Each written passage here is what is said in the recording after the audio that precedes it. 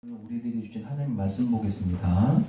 로마서 9장 21절 한 절입니다. 로마서 9장 21절 신약 252면에 있습니다. 자, 짧으니까 함께 읽도록 하겠습니다. 토기장이가 진흙 한 덩이로 하나는 귀히 쓸 그릇을 하나는 천히 쓸 그릇을 만들 권한이 없느냐. 아멘. 오늘 이 말씀을 가지고 우린 어떤 그릇입니까? 라는 제목으로 말씀을 좀 나누려고 합니다. 지금 바울이 우리가 어떤 그릇으로 만들어지든지 상관이 없다. 우리가 하나님께서 우리의 그릇을 만드시는데 어떤 그릇은 천하게, 어떤 것은 귀하게 쓰여지는 게 그것이 토기장이의 마음대로 된다는 것이 그게 우리들 뜻대로 된다지 않는 그런 내용인 겁니다. 왜 이런 본문을 택했냐면요. 예전에 비행기를 탄 기억이 있는데 비행기가 탁 가는데 이런 생각, 비행기가 뜨려면 엄청 달려야 돼요. 빨리 해서 푹 올라가야 되는데, 근데 우리가 만약에 인간이 하나님께서 우리 만드실 때 그릇이 아니라 비행기라면 어땠을까라는 생각이 들더라고요. 어떤 비행기는 자기가 어떤 정도의 사이즈고 어떤 정도의 크기의 사이즈고 비행기인지 알지 못해서 엄청 열심히 달렸는데 금방 뜨는 비행기가 있을 거고요. 경비행기처럼 작은 비행기요. 반대로 큰 비행기들은 엄청 열심히 달려서 모든 연료를 많이 소모해야 비행기가 뜨는 경우도 있을 겁니다. 그런데 우리가 우리 스스로 어떤 비행기인지 모른 채 그냥 계속 활주로를 뛰는 겁니다. 자기는 그러면서 이러는 거죠. 나는 언제쯤 날지. 자기는 자기가 얼마만큼의 사이즈의 비행기인지 모르는 겁니다. 가끔 이런 생각이 드는 거죠. 내가 내 자신을 포기하고 싶은 거예요. 다른 비행기는 다 하늘 떠다니면서 날아다니는데 나는 아직도 활주로를 계속 다니는 거예요. 나는 아직도 늘 땅바닥인 거예요. 나는 초라한 거예요. 그런 모습이 떠올라서 오늘 요 본문이 만약에 그릇이 아니라 비행기였으면 어땠을까? 그래서 비행기인 우리 자신이 난 하나님 믿으면 당장 성공할 것 같고 당장 잘 될 것 같고 당장 크게 될 것 같은데 정작 실상은 초라하고 무능하고 성공하지 못하고 다른 사람 성공하는 사람들 보면서 자신은 열등감에 빠져있는 그런 모습이지 않을까 싶어서 오늘 이 본문을 택했습니다. 오늘 이 본문으로 만약 여러분들이 혹여나 그런 열등감에 빠져서 나는 언제 성공하지? 나는 언제 잘 되지?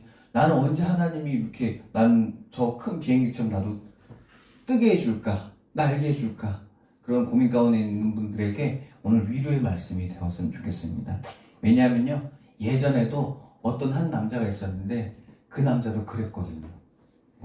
오늘 그래서 그 남자를 오늘 소개할 생각입니다. 그는 나이가 이제 80세에 접어들었습니다. 80세면 다 아시겠죠?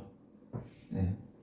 죽을 날을 세고 있는 어쩌면 이제 나도 간다. 나도 그 나라 간다라는 생각할 줄 모르는 남자였습니다. 기력도 딸립니다. 체력이 이제 없죠. 나이가 80인데. 그리고 예전처럼 자신의 건강한 체력을 또 의지할 수 없습니다. 그리고 자기는 이제 옛날에는 잘 나갔거든요. 왕자였어요. 애국의 왕자였어요. 누군지 아시겠죠? 모세입니다. 근데 자기가 이제 전부 다 잃어버렸어요. 지금 자신의 모습은 장인어른에게 더부살이합니다. 얹혀 사는 신세예요. 그 와중에 자식은 또 둘을 낳았어요. 아마 자식들도 아버지가 무능한 걸 알 거예요. 아버지 무능하죠. 그냥 아버지 장인어른 밑에서 외할아버지 밑에서 그냥 양을 치는 그 정도의 수준 사람인 거니까요. 아버지가 근데 분명히 그랬거든요. 나 왕자였어라고. 아마 했었을 겁니다. 모세가 자신의 아들 둘에게 나 왕자였어 이랬을지 모릅니다. 그런데 지금은 외할아버지의 말에 순종하면서 살아가는 그런 존재입니다. 왕자였던 과거의 신부는 아이들한테는 전설과 같은 얘기입니다. 그래, 아버지 왕자였다는데 뭐 지금 양치기지만 우리 아버지 옛날에 잘 나갔지. 어쩌면 아빠라서 그냥 믿어주는 거고, 아빠라서 그냥 들어주는 겁니다. 아빠니까. 그래도 나를 낳아준 분이니까. 어쩌면 아버지의 과거에는 관심이 없을 수도 모릅니다.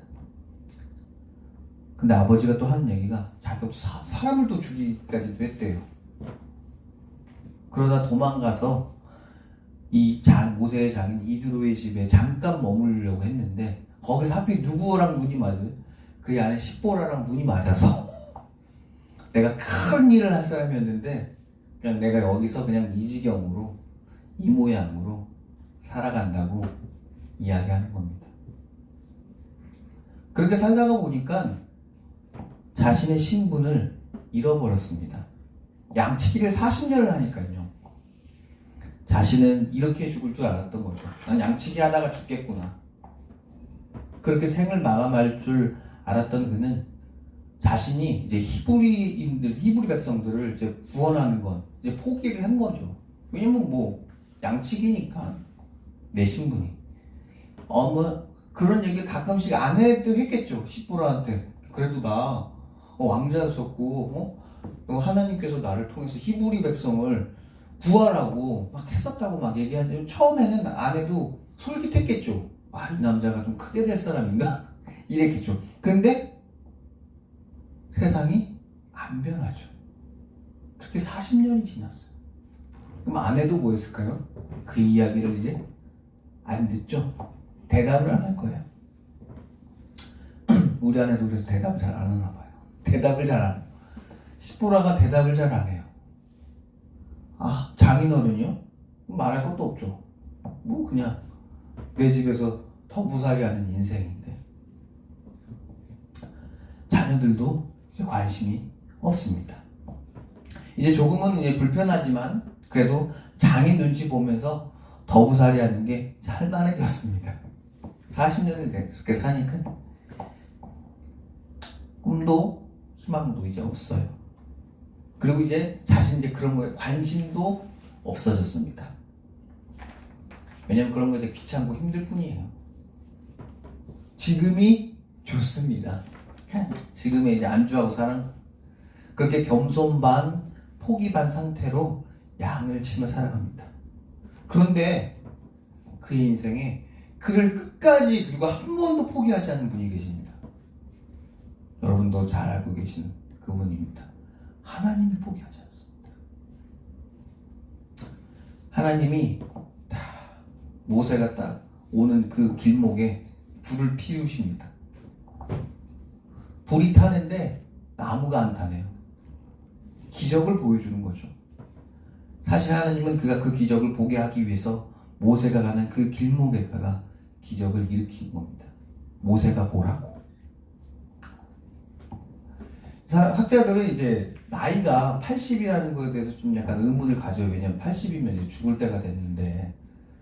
그래서 학자들이 생각하기에는 이제 한 40대가 아니었을까, 혹은 50대가 아니었을까 하는데, 여러분, 우리가 모세가 그 당시 나이가 40이고 30이었으면 여러분 믿을만해요?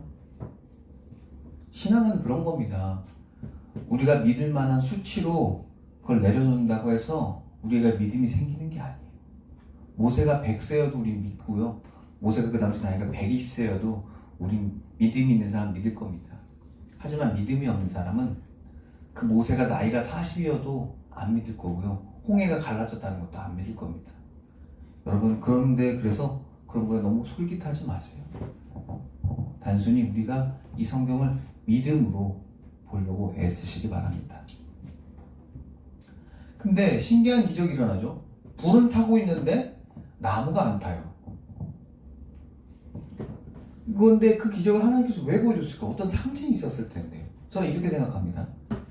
자신의 인생이 점점 탑니다. 나이가 들어가죠. 결국 자기는 그런 잿더미가 되겠죠. 죄가 되어서 죽을 것이 분명한데 자신의 생명이 하나님께 붙잡혀 있는 존재가 되니까 저 타지 않는 나무처럼 자신이 죽지 않는다는 것을 보여주는 것 같습니다. 내가 너 모세라는 너라는 나무를 내가 붙잡고 있으면 너는 타지 않는다. 죄가 되지 않는다는 것을 말 대신 기적으로 보여주신 겁니다. 그것이 하나님의 방법이에요. 하나님의 말씀인 거예요. 너 세상의 불이 막 너를 태울 것 같지? 네, 너 안 타. 걱정하지 마. 왜? 이 나무 내가 붙잡고 있어. 이건 거예요. 그런데도 그는 세상에서 많은 실패를 겪다 보니까 학습된 무기력으로 인해서 자신 못한다고 합니다. 자신은 스스로 보기에도 늙었습니다. 힘도 없죠. 심지어 타국 땅으로 살다 보니까 자신의 모국고도 잘 못합니다. 그래서 세상의 불에 자기가 조금씩 타들어가는 것 같아요. 우리 그리스도인도 그렇잖아요. 세상의 불이 막 우리를 덮칠 것 같잖아요. 우리 자신을 태울 것 같잖아요. 때로는 돈으로 태울 것 같잖아요. 때로는 건강으로 우리를 태워버릴 것 같고, 때로는 세상에 있는 그 악한 이단들이 우리를 전부 태워버릴 것 같잖아요. 그런데 우리 그리스도인들은 절대 타지 않습니다. 왜냐하면 하나님이 여러분들을 붙잡고 계시기 때문에 그렇습니다. 돈에 대한 걱정, 건강에 대한 걱정, 혹은 미래에 대한 걱정, 자식에 대한 걱정들이 여러분을 마치 여러분의 인생을 송두리째 태울 것 같지만, 그래서 여러분이 사라질 것 같지만 사실은 뭐예요? 안 사라집니다. 왜냐하면 여러분들은 하나님의 자녀이기 때문에 그렇습니다.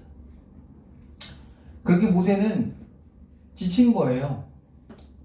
그래서 성경에 보면 이런 말이 있어요. 말을 잘 못한다, 어눌하다고 표현이 돼요. 모세가. 왜 그런가 했더니 40년을 타국에서 살았는데 모국어를, 히브리어를 잊어먹었겠죠. 아니면은 들을 줄을 아는데 말할 줄을 못하든지, 혹은 볼 줄은 아는데 그걸 잘 구사를 못하든지, 둘 중에 하나였을 겁니다. 그래서 하나님도 그것을 알아서 뭐라고 그래요? 그걸 부를 때 그 장면에서, 그래서 너가 말 못하는 거 내가 알아서 네 형, 말 잘하는 아론 네 형을 내가 붙여놓지 않았냐. 붙여놨을 때니까 걱정하지 말고 뭐해라? 가봐라. 그렇게 해요. 근데 그 사람은, 모세는 뭐예요? 싫은 거예요. 힘든 거예요. 내까지 게. 왜냐면 자기가 하는 일이 양측이잖아요. 누가 내 말 들어줘요? 여러분들이 세상에서 하는 일이 무엇이 됐건, 사무직이든 공무원이든 알바든, 여러분들이 하는 일에 상관없이 하나님은 여러분들을 하나님의 자녀로 보십니다. 여러분들 하나님의 딸이고 아들입니다. 그래서 우리가 세상에 불에 타지 않는 것입니다. 우리는 하나님의 자녀이기 때문에 그렇습니다. 모세도 마찬가지로 하나님의 자녀이기에 그에게 닥쳤던 모든 위협에서 하나님이 보시고 건져내십니다. 그가 갓난아기였을 때는 애굽에서 강에 버려지거든요. 근데 하나님이 그 강에서 건져냅니다. 애굽의 공주를 통해서 건져내죠. 또한 불에 타는 나무를 보여주시면서 나무가 타지 않는 것을 보여주시고요. 애굽을 떠날 때는, 히브리 백성을 이끌고 떠날 때는 뒤에 쫓아오던 애굽의 군대가 홍해에서 사라지는 것을 보여주십니다. 그래서 그의 인생에서 위협이 되었던 애굽의 강과 애굽의 군대와 또한 나무를 태우는 불들은 현실 세계에서 있는 것 같지만 하나님 앞에서는 가짜가 됩니다. 허구가 되어버릴 뿐입니다. 대신 애굽의 강에서 건져내신 하나님의 보이지 않는 손과 타지 않는 나무와 홍해가 갈라진 것은 정말 현실 세계에서는 허구 같아요. 가짜 같은데 하나님이 하시니까 진짜가 되는 겁니다. 그러니 성도 여러분, 세상 위협에 두려워하지 마시기 바랍니다. 그런데 하지만 모세는 뭐라고 말합니까? 보낼 자를 보내소서 합니다. 그는 자신의 그릇과 자신의 인생이 하나님한테 어떻게 쓰여질지 몰라서 그러는 거예요. 그러니 이렇게 말하는 거예요. 하나님, 전 아니에요. 잘못 찾아오셨어요. 하나님, 저는 글렀어요. 늙었어요. 모국어도 못해요. 그런데 제가 하나님의 말을 어떻게 전합니까? 라고 하는 거예요. 그래서 제가 여러분들에게 질문하고 싶은 겁니다. 우리는 어떤 그릇입니까? 결론은 우리도 모세처럼 우리가 어떤 그릇인지 알 수가 없어요. 저도 이 본문을 묵상하면서 느낀 것은 내가 어떤 그릇이지? 내가 큰 그릇인가? 작은 그릇인가? 귀하게 쓰는 그릇인가? 천하게 쓰여지는 그릇인가? 자주 사용되는 그릇인가? 우리는 모른다는 거예요. 우리는 몰라요. 알 수가 없습니다. 모세는 태어나자마자 공주에 의해서 애굽의 왕자라는 정체성을 갖게 되죠. 하지만 그는 히브리 백성임을 또 금방 알게 됩니다. 왜냐하면 그의 어머니가 그의 보모로 일을 했기 때문에 그래요. 늘 그래서 그는 애굽의 왕자의 정체성과 히브리 백성이라는 정체성 둘을 갖고 있었어요. 하지만 그는 나이가 들으면서 무슨 일을 저지르냐면 살인을 저질러요. 살인을 저지른 이유는 애굽 왕의 왕자의 정체성을 버리기 위해서였던 거예요. 그렇게 정체성을 버리면 아무것도 없는 빈 정체성의 상태가 되는 게 아니죠. 우리가 늘 꿈꾸는 거잖아요. 좀 착하지도 않고 선하지도 않는 빈 정체성. 그러니까 물에 탄 듯 술에 술 탄 듯 그런 정체성을 원하지만 우리 절대 그렇게 될 수 없다고 제가 늘 설교 때 말씀드렸던 것처럼 그도 애굽의 왕자의 정체성을 버리면 자기가 뭔가 될 줄 알았어요. 뭐가 될 줄 알았죠? 히브리 백성을 구원할 구원자의 정체성을 갖게 될 줄 알았죠. 왜 쳐 죽였냐면 돌로 때려서 쳐서 죽였거든요. 그걸 묻어놨어요. 살인이죠. 왜냐면 자기 히브리 백성을 애굽의 사람들이 학대하는 걸 본 거예요. 그걸 보니까 참을 수가 없었던 거죠. 거기서 자기 정체성이 막 흔들리기 시작하는 거예요. 난 애굽의 왕자인데 그걸 보니까 막 화가 막 치밀어 오르는 거예요. 그래서 자기도 모르게 돌로 때려서 쳐서 죽여버린 거죠. 그리고 묻어놨어요. 이렇게 하면 자기가 이제는 히브리의 구원자로 사람들한테 좀 이렇게 될 줄 알았어요. 근데 정작 다음날 가서 봤더니 뭐라 그래요? 너 살인자라는 거예요. 내 살인이 발각됐구나. 드러났구나. 그래서 모세가 어떻게 그 자리에서 도망갑니다. 도망간 것이 어디요? 거기서 이제 십보라랑 십보라를 만나고 장인어른을 만나고 그 밑에서 그렇게 사는 겁니다. 애 둘을 낳고요. 그는 히브리 백성의 구원자가 되고 싶었죠. 근데 그 정체성을 하나님께서 주지 않으셨습니다. 그는 그냥 살인자가 된 거죠. 히브리 구원자의 정체성은 다른 히브리 백성들 앞에서 살인자라는 정체성을 갖게 됩니다. 결국 그는 사람 앞에서 인기 많고 호을 좋은 정체성을 갖고 싶었던 것입니다. 근데 마귀는 그것 대신 가짜 정체성을 심어줍니다. 애굽의 왕자, 히브리 백성의 구원자, 살인자, 결국에는 마지막에 별 볼 일 없는 양치기라는 등의 그런 정체성을 마귀가 심어줍니다. 그런 정체성으로 마귀는 우리들에게 열등감과 모멸감과 부끄러움과 우월감을 심어줍니다. 좀 높은 정체성을 심어줘서 우리를 교만하게 만들든지 아니면 땅바닥에 떨어져서 천한 정체성을 줘서 우리를 약간 열등감에 빠지게 합니다. 마치 너희들은 하나님의 자녀가 아니라 마귀의 자녀로 살인자이며 별 볼이 없는 양치기라고 정죄하는 것 같습니다. 마귀가 그렇게 하는 거예요. 마귀가 그런 잘못된 정체성을 심어주는 거예요. 그래서 우리를 교만하게 만들거나 혹은 열등감에 빠지게 만들죠. 그러나 하나님께서는 모세에게 주고 싶었던 정체성이 하나 있었습니다.